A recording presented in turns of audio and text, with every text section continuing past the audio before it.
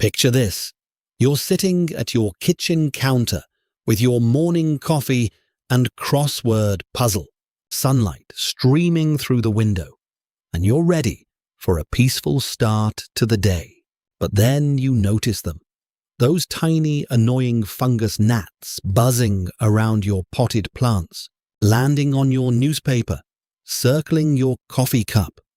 You wave them away, but they keep coming back. And when you go to water your plants, muddy water seeps out of the drainage holes, leaving dark rings on your beautiful, light-colored countertop. Now you're down on your hands and knees, scrubbing those stubborn stains, and your stiff knuckles and wrists are aching with every circular motion. This isn't the relaxing morning you had in mind. But what if I told you there's a way to have vibrant, blooming houseplants all year round without a single speck of dirt? No soil means no fungus gnats breeding in damp potting mix. No muddy water means no more scrubbing countertops. Just crystal clear water, elegant glass containers, and gorgeous flowers that actually prefer to grow this way. Today, we're counting down the top 5 flowers that thrive beautifully in plain water, bare root style. And I'm saving the absolute best for last. Our number 1 spot is a stunning flower that most people struggle to keep alive in bark or moss. But once you move it to water, it becomes an absolute showstopper. It's completely pet-safe when placed correctly, and it will change how you think about indoor gardening forever. So stick with me until the end, because you won't want to miss this one. Now, before we dive in, let me give you some peace of mind. All of these plants can be grown safely in your home, even if you have curious pets or visiting grandchildren. I'll give you specific placement tips for each one, so you can enjoy your indoor garden without any worry. Your home should be a sanctuary, not a source of stress. So let's get started with number 5 and work our way up to that incredible reveal.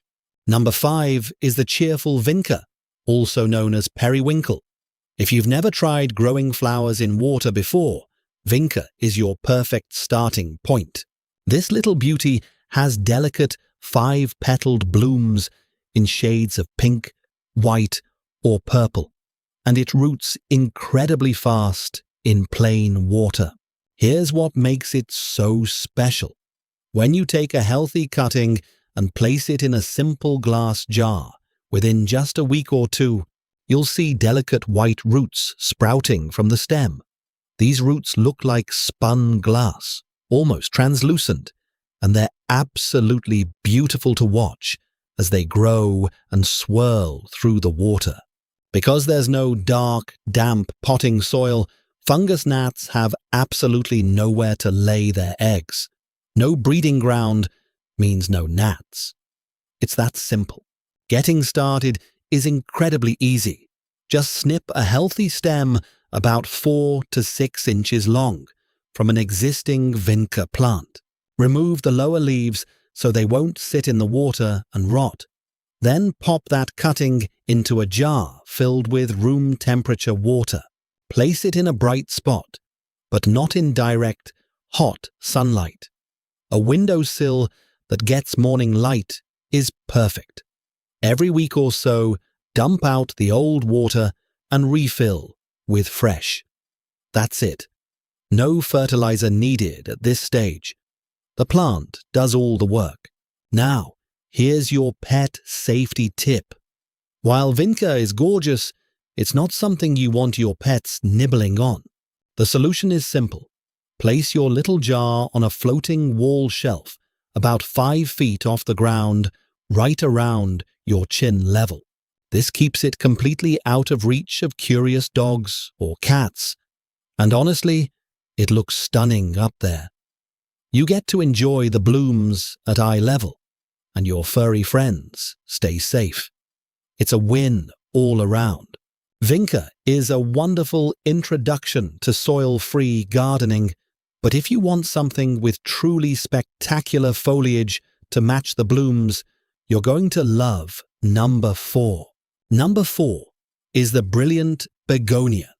Begonias are known for their striking, colorful leaves, often with patterns of silver, red, or deep burgundy, and their delicate clusters of flowers in shades of pink, red, white, or coral.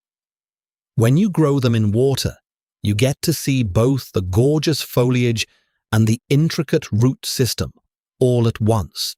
It's like having a living piece of art on your countertop. Here's the science that makes this work. Begonias are naturally adaptable plants.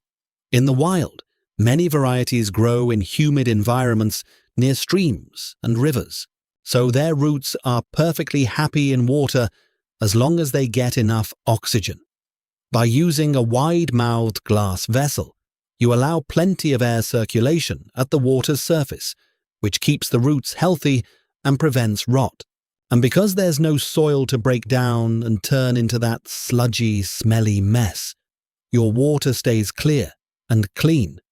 No muddy stains, no scrubbing, just pure, simple beauty. To get your begonias to thrive and bloom in water, they need bright, indirect light. Here's a good rule of thumb. Put them in a spot where you can easily sit and read the fine print of the morning newspaper without turning on a lamp, but where the sun's rays won't physically feel hot on the back of your hand. That's the sweet spot. Too much direct sun will scorch the leaves. Too little light and the blooms will fade. But get it just right, and your begonia will reward you with continuous color. The lazy, smart advantage here is that you never have to repot. Ever. No wrestling with heavy bags of potting soil. No dirt under your fingernails. Just top off the water when it gets low, maybe once a week, to keep the roots submerged. Every 2 weeks, you can add a tiny splash of liquid fertilizer if you want to encourage more blooms. But honestly, many begonias will do just fine without it. They're remarkably low maintenance. Once they settle into their water home, begonias are generally safe around pets. But as always, it's best to keep them out of direct chewing range. A kitchen counter or a high plant stand works beautifully. You get to admire the foliage and flowers up close, and your pets can safely ignore them from the floor. Now, before we move on to number 3, I'm curious about something. What's your biggest indoor gardening headache? Is it dealing with gnats and pests, or is it the mess of repotting with heavy bags of soil? Let me know down in the comments. I read every single one, and your answers help me create videos that solve the problems you're actually facing. Number 3 is the classic peace lily, also known as Spathiphyllum. If you've ever owned a peace lily in soil, you know the drama. One day it's standing tall and proud, and the next day it's completely wilted, leaves drooping like it's given up on life. You panic, you water it, and it perks back up. But that cycle of stress isn't good for the plant, and it's certainly not relaxing for you. Waterculture solves this problem completely. Here's why it works so well. Peace lilies are naturally found in tropical rainforests where they grow along the edges of streams and in consistently moist environments. Their roots love water. The problem with soil is that it's hard to keep it evenly moist. It either dries out too much, causing that dramatic wilt, or it stays too wet, leading to root rot. But when you grow a peace lily in plain water, the roots are always hydrated, always happy, and the plant stays consistently healthy. No more guessing games, no more wilting drama. Transitioning a peace lily from soil to water is surprisingly easy. Gently remove the plant from its pot and rinse the roots thoroughly under lukewarm tap water until every bit of soil is gone. You want those roots completely clean. Then place the plant in a tall glass vase or jar, adding enough water to cover about half to 2/3 of the root system. The top portion of the roots should be exposed to air. This balance between water and air is what keeps the roots from rotting. Place your peace lily in a spot with low to medium light. They're incredibly forgiving. Even a bathroom with a frosted window works beautifully, and the humidity from your showers is a bonus. The elegant white blooms, which look like graceful curved sails, will appear regularly as long as the plant is happy. And because there's no soil to harbour pests, you won't see a single fungus gnat. Your mornings will be peaceful again. Just you and your coffee. No swatting required. Now here's your important pet safety tip. Peace lilies contain calcium oxalate crystals, which can irritate a pet's mouth if they chew on the leaves. It's not life-threatening, but it can cause drooling, pawing at the mouth, and discomfort. To keep your furry companions completely safe, place your water-grown peace lily up high on a sturdy bookcase, at least 5 feet up, completely away from cats who love to chew on dangling leaves. This also gives the plant a prominent display spot where you can admire those beautiful white blooms from across the room. We've covered some truly beautiful options so far, but number 2 is where things get really exotic. Number 2 is the stunning Anthurium. If you want a plant that looks like it belongs in a high-end hotel lobby, this is it.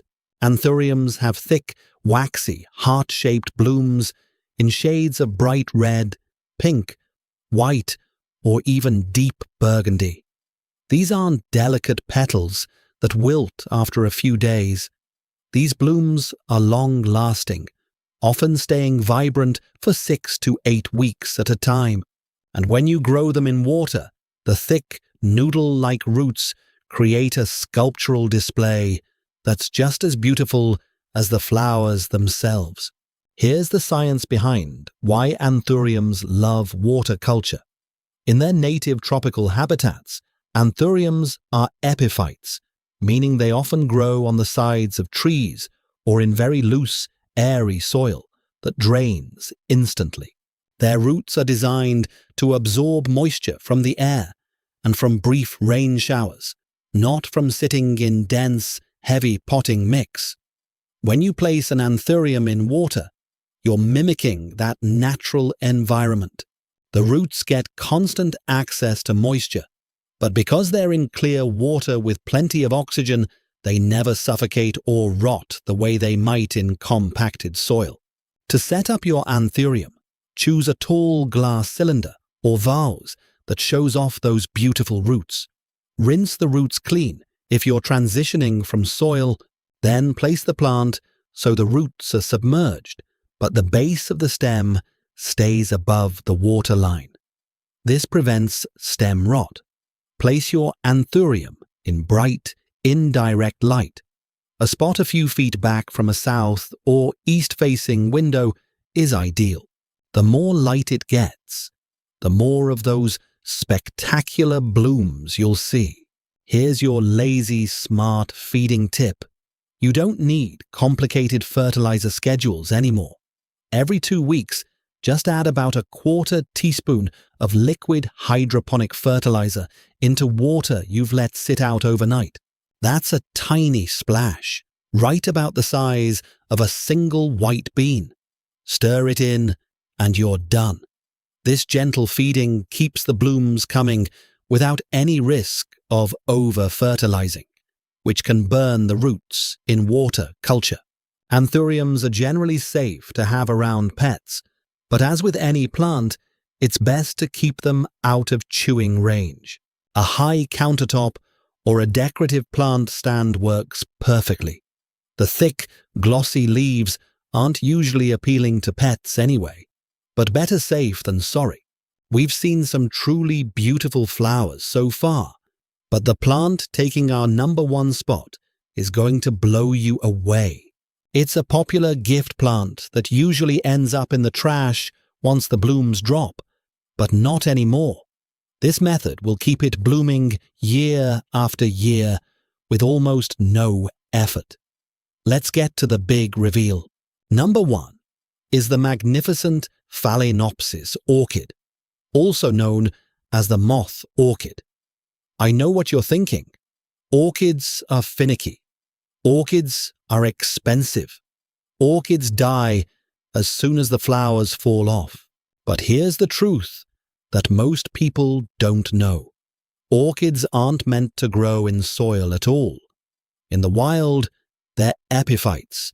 They grow on tree branches in tropical forests, their thick, silvery roots clinging to bark and absorbing moisture from the humid air and occasional rain. When we pot them in moss or bark at home, we're trying to mimic that environment. But it's tricky. The moss holds too much water and the roots rot, or it dries out too fast and the roots shrivel. It's a constant balancing act, and most people lose that battle. But when you grow a Phalaenopsis orchid in water, everything changes. Here's how it works. Take your orchid and gently remove all the old moss or bark from the roots. Rinse the roots under lukewarm water until they're completely clean. You'll notice the roots are thick, almost rubbery, and some might be silvery green or white. Healthy roots are firm. If any are mushy or brown, trim those off with clean scissors. Now, choose a wide glass vase, something elegant and clear so you can see the roots. Place the orchid so the roots sit in just 1 to 2 inches of water at the very bottom of the vase. The key is that most of the roots are exposed to air, with only the tips touching the water. This gives the plant the humidity it craves without drowning the roots. Place your orchid in a bright spot with indirect light. An east-facing window is perfect. The morning sun is gentle, and the plant will soak it up. Every week, dump out the old water and refill with fresh room temperature water. That's it. No complicated watering schedules. No guessing if the moss is too wet or too dry. You can see exactly what's happening, and the orchid will tell you if it's happy. Healthy roots will be plump and green. If they start to look shriveled, add a bit more water. If they look mushy, pull back a little. It's incredibly intuitive. And here's the magic. With this method, your orchid will rebloom. After the flowers drop, don't throw the plant away. Just keep it in its water vase, keep it in bright light, and wait. In a few months, you'll see a new flower spike emerging. Those elegant, moth-like blooms will open one by one, and they'll last for months.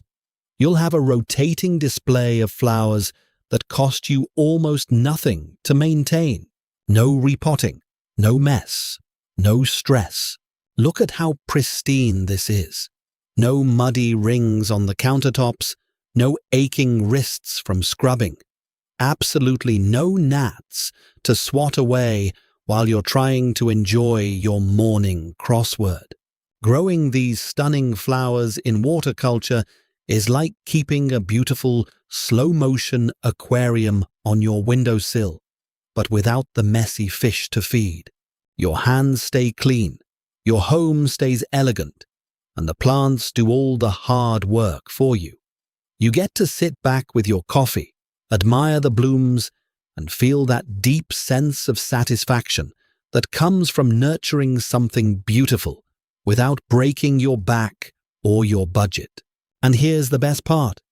When your friends and family come over, they're going to stop and stare.